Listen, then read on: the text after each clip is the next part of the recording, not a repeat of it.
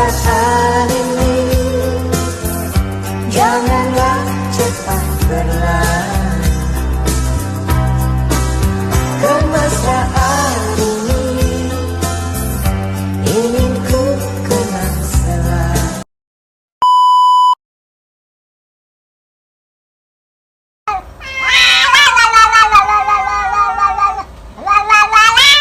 Assalamualaikum warahmatullahi wabarakatuh. Di sini kami dari kelompok sosiologi yang beranggotakan saya Muhammad Nabil Hafizina Siregar, Saya Iqbal Ibidi. Saya Satria Dwi Permana. Saya Anggar Fadli Raharjo. Di sini saya membahas materi tentang kejahatan cyber yang akan saya bawakan nantinya. Di sini saya akan menyampaikan mengenai neokolonialisme di Indonesia. Di sini saya akan menyampaikan kerusakan lingkungan di Indonesia. Di sini saya akan menyampaikan mengenai materi hedonisme. Selamat menyaksikan. Assalamualaikum warahmatullahi wabarakatuh. Salam sejahtera bagi kita semua. Saya Anggar Fadli Raharjo. Di sini saya akan mempresentasikan sebuah artikel yang bertemakan hedonisme yang dipublikasikan oleh kompasiana.com yang ditulis oleh Kak Ivana.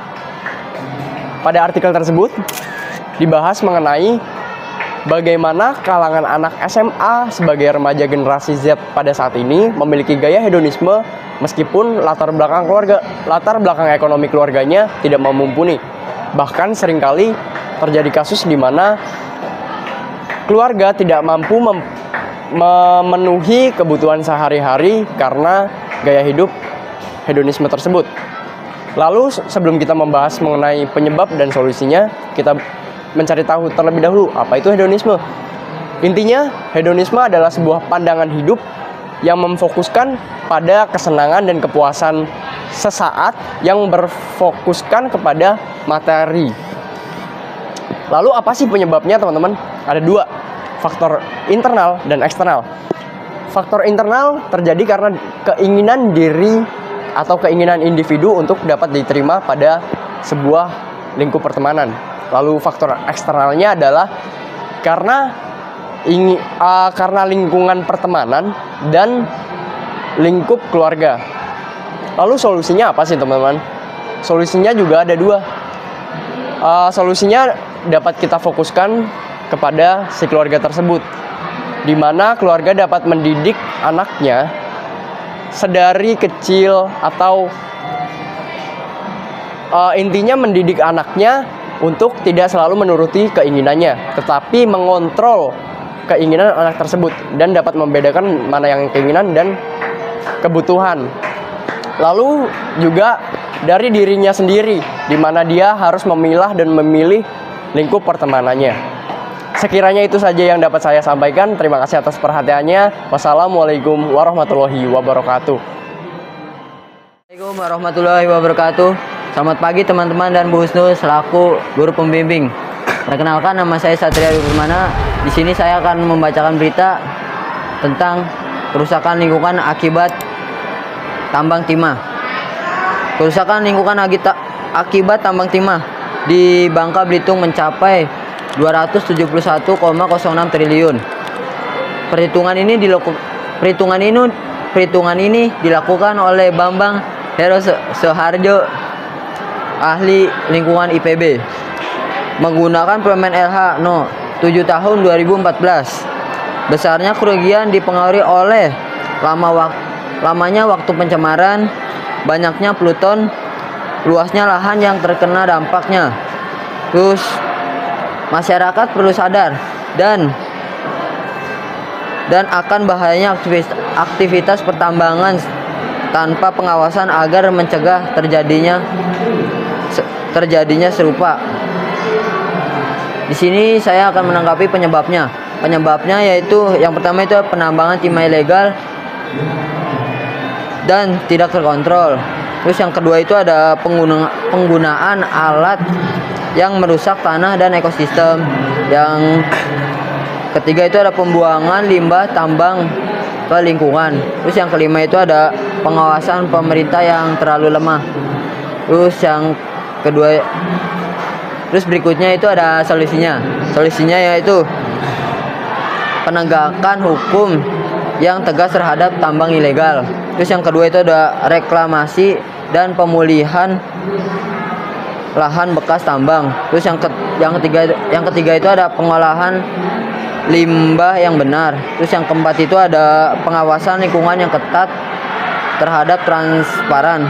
Terus yang kelima itu ada edukasi masyarakat tentang dampak tambang liar. Sekian, terima kasih. Bila ada salah kata, mohon maaf. Semaaf-maafnya. Wassalamualaikum warahmatullahi wabarakatuh. Assalamualaikum warahmatullahi wabarakatuh. Selamat pagi teman-teman serta Bu Husnul selaku guru pembimbing sosiologi. Di sini saya izin untuk memperkenalkan diri saya.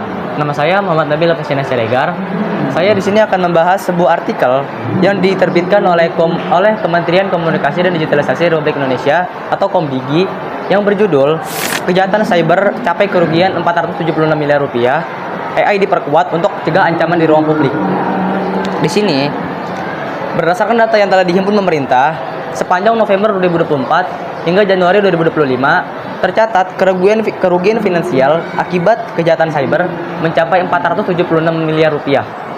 Sementara itu, hingga pertengahan 2025, pemerintah sepanjang itu melaporkan terdapat 1,2 juta laporan penipuan digital yang masuk ke pengaduan publik.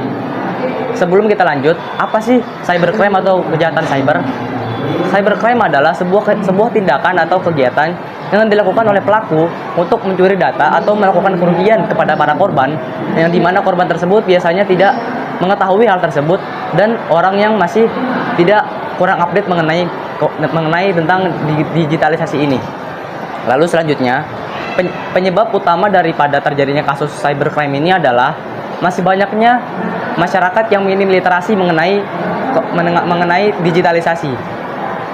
Pesatnya teknologi sekarang seperti AI itu membuat masyarakat harus juga beradaptasi terhadap perkembangan zaman dan harus bisa untuk melindungi data diri masing-masing agar tidak terjadi kasus kejahatan cyber ke depannya.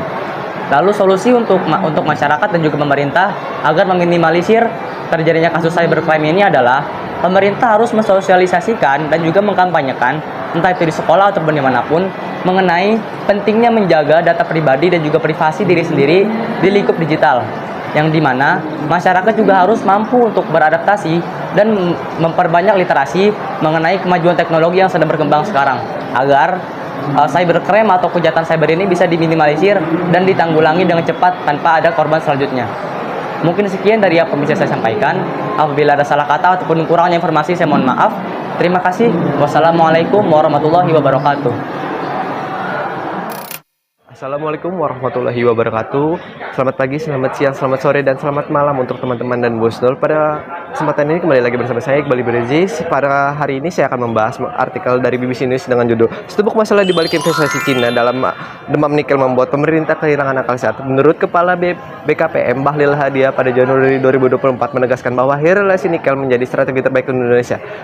Tapi nyatanya dominasi investor Cina yang dengan jumlah 5,6 miliar pada tahun 2023 dan Hong Kong sebesar 5,2 miliar US dollar yang memicu kekhawatiran neokolonialisme ekonomi karena ketergantungan modal dan teknologi asing dapat mengurangi kendali Indonesia ke atas sumber daya yang strategis.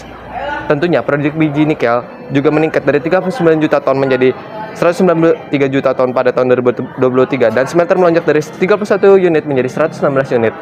Mayoritas ini juga dikuasai oleh perusahaan-perusahaan besar Cina. Kondisi ini juga diperparah oleh deforestasi sebesar 78.948 hektar, polusi, konflik lahan, serta meningkatnya kasus ISPA di tambang. Lalu penyebab utama ialah karena ketergantungan investasi pada satu negara, lemahnya pengawasan lingkungan, serta minimnya transfer teknologi. Setiap permasalahan pasti mempunyai solusi. Yang pertama ialah diverifikasi investor, kemudian ada transparansi kontrak, penguatan AMDAL, dan pengembangan industri lahir agar nilai tambah tetap di Indonesia, serta pemberdayaan masyarakat lokal. Baik, saya cukupkan pembahasan pada kali ini. Mohon maaf jika ada salah kata. Saya Iqbal Ibrezi pamit undur diri. Wabillahi taufiq wal hidayah. Wassalamualaikum warahmatullahi wabarakatuh.